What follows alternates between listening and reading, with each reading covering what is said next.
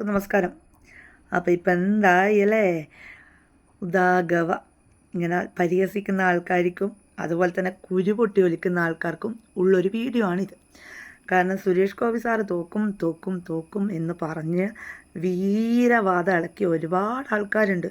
തലമുള്ള മുടി അങ്ങ് വടിച്ചു കളയും, മീശ പകുതി അങ്ങ് വടിച്ചു കളയും, പിന്നെ കാഷായ വസ്ത്രം ഇടും, NDA തോറ്റാൽ എന്നൊക്കെ പറഞ്ഞിട്ടുള്ള ആൾക്കാരൊക്കെ എവിടെ പോയി? ആരെയും കാണുന്നില്ല. പക്ഷെ എന്താ ചെയ്യുക? ഇന്ന് രാവിലെ നമ്മളെ കണ്ണൂർ തിരുവങ്ങാട് ശ്രീരാമ ടെമ്പിളിൽ വന്ന സമയത്തും നമ്മൾ ആദ്യ ബലിദാനി വാടിക്കൽ രാമകൃഷ്ണേട്ടൻ്റെ വീട്ടിൽ വന്ന സമയത്തും മാമാ ചാനലുകളെ ഒരുപാട് ചോദ്യങ്ങൾ ഉന്നയിക്കുന്നുണ്ടായിരുന്നു. പക്ഷെ സാറ് അതിന് നല്ല പക്വമായിട്ടുള്ള മറുപടിയാണ് പറഞ്ഞത്. അതായത് രാഷ്ട്രീയത്തിന് അതീതമായിട്ടുള്ള ഒരു മന്ത്രിയായിരിക്കും, എല്ലാവർക്കും സഹായങ്ങൾ ചെയ്യുന്ന ഒരു മന്ത്രിയാണ് എന്നുള്ള കാര്യം സാർ വ്യക്തമായിട്ട് പറഞ്ഞിട്ടുണ്ട്. എന്നിട്ട് പോലും ആൾക്കാർ വെറുതെ വിടാത്ത നിങ്ങളെപ്പോലെയുള്ള ഈ കുരു പൊട്ടുന്ന വാണങ്ങൾക്ക് വേണ്ടിയിട്ടാണ് ഇങ്ങനെയൊരു വീഡിയോ. അപ്പം സാറ് രാവിലത്തെ ഒരു ലഡു എനിക്ക് തന്നിട്ടുണ്ടായിരുന്നു, വീട്ടിൽ കൊടുക്കാനും അതുപോലെ തന്നെ ഫ്രണ്ട്സുമാർക്ക് കൊടുക്കാനും ശത്രുക്കൾക്ക് കൊടുക്കാനും. കാരണം വേറൊന്നും കൊണ്ടല്ല, ഇനി നിങ്ങൾ സാറിൻ്റെ ശത്രുക്കളല്ല, കാരണം മിത്രങ്ങളാണ്. സാറ് എല്ലാവർക്കും വേണ്ടിയിട്ടാണ് കേരളത്തിൻ്റെ മന്ത്രിയായത്.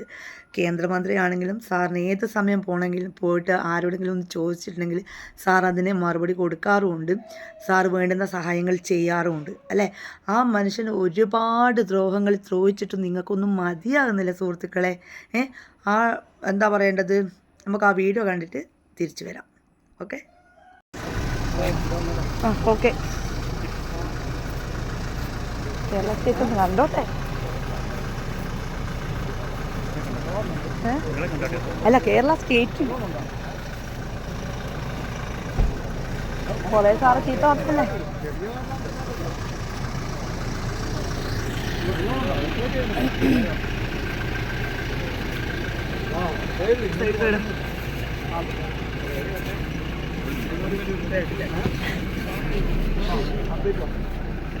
Thanks sir. ഓക്കെ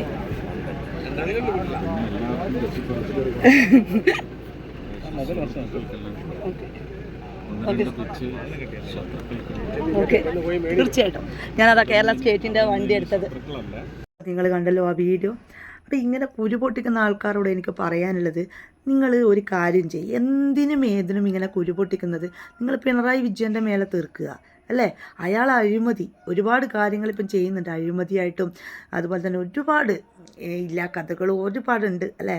ഈ പിണറായി വിജയനെ കൊണ്ട് ആരാ പറഞ്ഞ സാക്ഷാൽ എന്നാ അവരെ പേര് പോരാളി ഷാജിയാണെന്ന് തന്നെ പറഞ്ഞിട്ടുണ്ട്.